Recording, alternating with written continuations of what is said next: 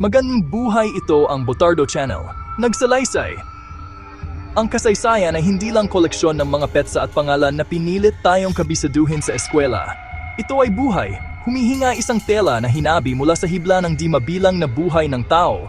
Bawat isa ay may sariling kwento ng kagalakan, kalungkutan, pag-ibig, pagkawala. Minsan, nakakatagpo tayo ng mga kabanata na napakadilim, napakabigat sa sakit na natutukso tayong bilisan ang paglipat ng pahina. Ang Bataan Death March ay isa sa mga kabanatang iyon. Ito ay isang kwento na nagsisimula sa pagbagsak ng isang peninsula, isang estratehikong pagkatalo sa malaki, kakilakilabot na laro ng chess ng ikalawang digmaang pandaigdig. Noong Abril 9, 1942, pagkatapos ng buwan ng walang tigil na labanan, ang pagod at gutom ng mga sundalong Pilipino at Amerikano sa Bataan ay sumuko sa puwersa ng Japanese Imperial Army. Hindi ito ang katapusan ng kanilang pagdurusa. Ito ay simula pa lamang ng isang bagong, mas personal na uri ng impyerno. Ang mismong terminong Bataan Death March ay isang matalim, brutal na buod ng kakilakilabot na sumunod sa pagsuko. Para lubos nating maintindihan ang laking trahedyang ito, hindi lang tayo dapat tumingin sa mga numero, pakinggan din natin ang gabulong bawat kwento. Isipin natin ang isang binata, tawagin nating Thomas. Hindi siya sundalong sanay sa giyera, ay sangan ang magsasaka mula sa maliit na baryo sa Pampanga. Halos 20 anyos pa lang siya nang dumating ang giyera. Sumali siya sa hukbo na punong pagmamahal sa bayan, naniniwala na ipinagtatanggol niya ang kanyang tahanan at pamilya.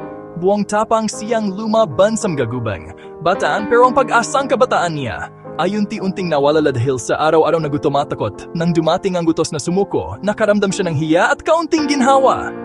Tapos na ang labanan. Pero hindi niya alam, nagsisimula pa lang ang sarili niyang giyera. Ang mga unang araw ng Martsa ay malabo at masakit para kay Thomas. Ang araw ay walang awa at ang lalamunan niya ay parang disyerto. Nakita niya ang mga kasama niyang bumagsak sa maalikabok na kalsada. Ang mga paghingi nila ng tulong ay hindi pinansin o pinatahimik ng mabilis at malupit na palo. Mabilis niyang natutunan na magtipid ng lakas, maglakad na nakayuko. Kapag pinag-uusapan natin ang mga bayani, madalas naisip natin ang mga sundalong sumusugod sa giyera na may matataas na bandila. Ito ay isang uri ng kabayanihan. Maraming Pilipinong sundalo ang nagpakita nito sa mga foxhole sa Bataan. Maraming Amerikanong sundalo ang nagpakita nito sa mga foxhole sa Bataan. Pero ang Death March ay nagpakita ng ibang uri ng kabayanihan, marahil mas malalim. Ito ang tahimik at matigas na kabayanihan ng paghahanap ng paraan para mabuhay. Ito ang kabayanihan ng isang tao na kahit may malaria ang katawan, ay ginamit ang huling lakas niya para tulungan ang kaibigan niyang makatayo. Ito ang tahimik na tapang ng pagbabahagi ng isang solong kantin ng maruming tubig sa 3 tao. Bawat isa ay umiinom lang ng kaunti para mabuhay ang iba ng isa pang oras. Ang kabayanihang ito ay hindi maingay o maluwalhati. Ito ay nabuo sa matinding pangangailangan at ipinakita sa maliliit, halos hindi nakikitang gawa ng pagmalasakit. Ito ay isang pabulong na salita ng paghihikayat. Kaya natin to, pare. Isang kamay sa balikat, isang tinginan na nagsasabing, kasama mo ako, hindi ka nag-iisa. Sa kawalan ng mga pinuno at formal na utos, ang mga lalaking ito ay luming sarili nilang suporta, isang marupok na pagkapatiran na pinagbuklod ng paghihirap. Hindi natin dapat kalimutan ang pambihirang katapangan ng ordinaryong Pilipinong sibilyan sa kahabaan ng ruta. Ang mga sibilyang ito ay mga bayani sa bawat kahulugan ng salita. Alam nila na malubha ang parusa sa pagtulong sa mga bilanggo. Marami ang binugbog o pinatay dahil sa kanilang pagmamalasakit. Ang pagtitiis ay isang tahimik na kabutihan. Hindi ito sumisigaw o nagmamayabang. Ito ang tahimik, matinding lakas na nagpapahintulot sa isang tao na magpatuloy kahit na ang bawat hibla ng kanyang pagkatao ay humihingi ng pahinga. Ang Bataan Death March ay isang matinding pagsubok sa pagtitiis ng tao. Ito ay isang pisikal na maraton na walang katapusan. Ito ay isang mental na maraton na walang katapusan. Ito ay isang espiritual na maraton na walang katapusan. Natuto ang mga bilanggo na tiisin ang matinding init ng araw. Ang araw na nagpapainit sa lupa at sumasalamin sa kanilang mga mata. Nagdudulot ito ng patuloy, matinding sakit ng ulo. Natuto silang tiisin ang lamig ng gabi na lumalagos sa kanilang mga buto. Ang pagtitiis ang naging kanilang pang-araw-araw na tinapay, ang kanilang tanging puhunan para mabuhay. Ang pisikal na pagtitiis na kinailangan ay nakakagulat. Isipin ang paglalakad ng ilang araw na walang halos pagkain. Ang kumakalam na sikmura ay isang patuloy na kasama, isang butil ng bigas na kuha mula sa lupa o inihagis ng sibilyan. Ang butil na iyon ay naging kayamanan. Hindi lang ito sustento. Ito ay isang simbolo ng buhay, isang maliit na spark. Tiniis nila ang dysentery, tiniis nila ang malaria, tiniis nila ang beriberi. Sa harap ng matinding kalupitan, ang samahan nila ay naging isang malaking tulong. Ang Martsa ay ginawa para sila ay paghiwalayin at alisin ang kanilang pagkatao para gawing parang isla ng paghihirap ang bawat isa na iniisip lang ang sariling kaligtasan. Pero, alam nyo, madalas ang kabaligtaran ang nangyayari. Ang pagdaan sa parehong sakit at pagpapahiya ay nagbigay ng matinding pagkakaisa sa mga bilanggo. Ang ranggo ng opisyal o ang pinanggalingan ng sundalo ay nawala ng saysay.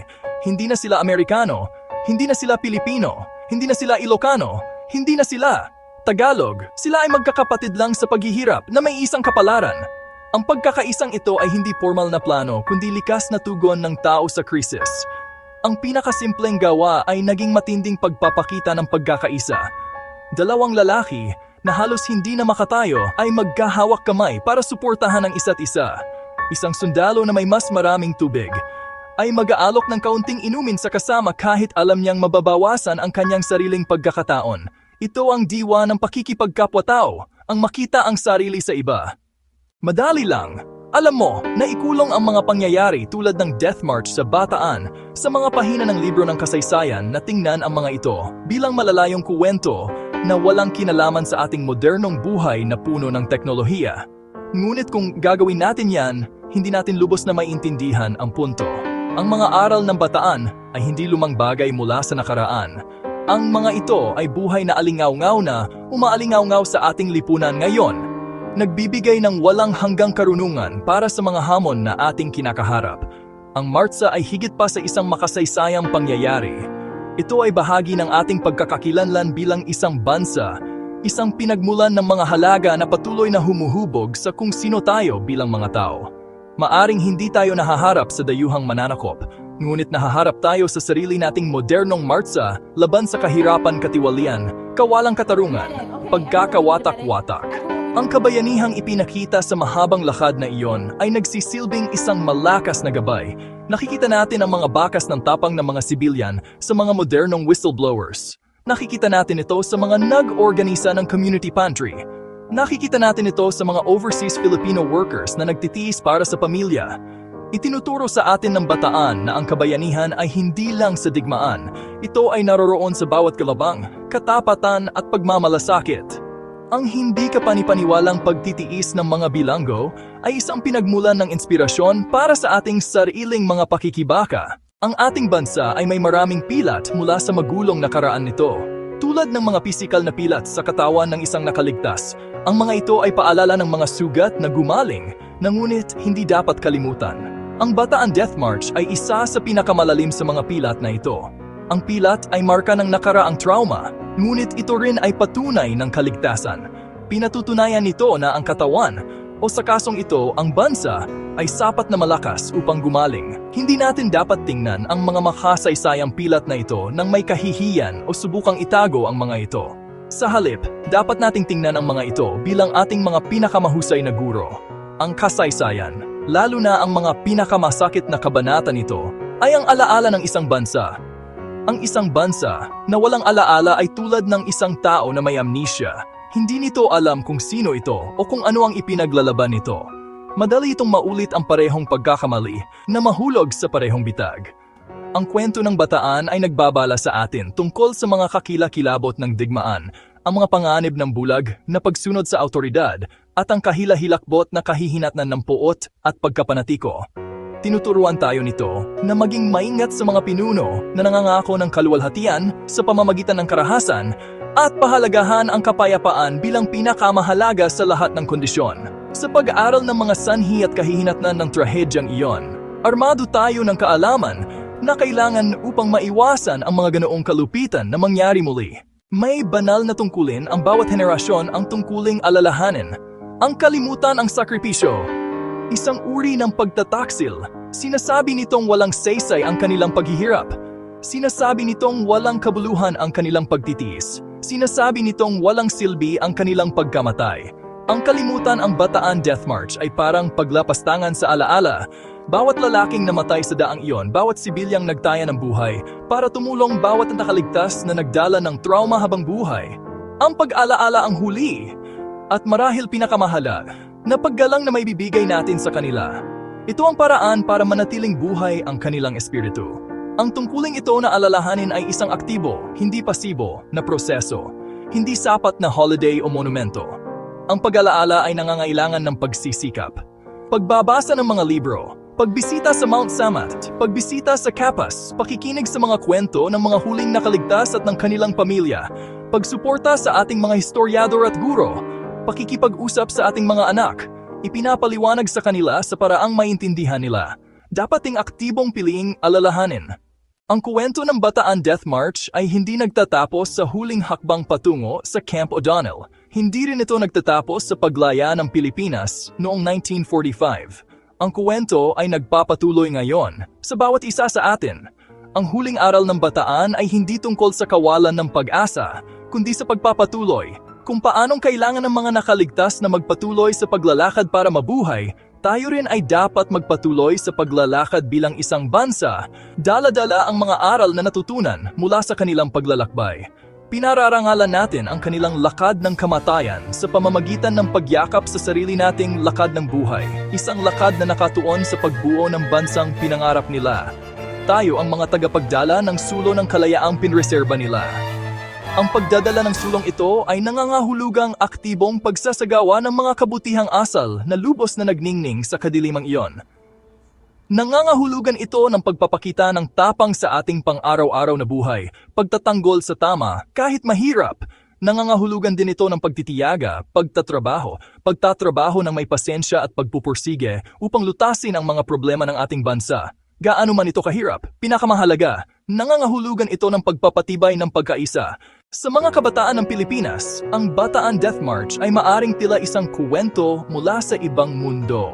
Ngunit ito ay inyong kuwento. Ito ang pundasyon kung saan nakatayo ang inyong kasalukuyan.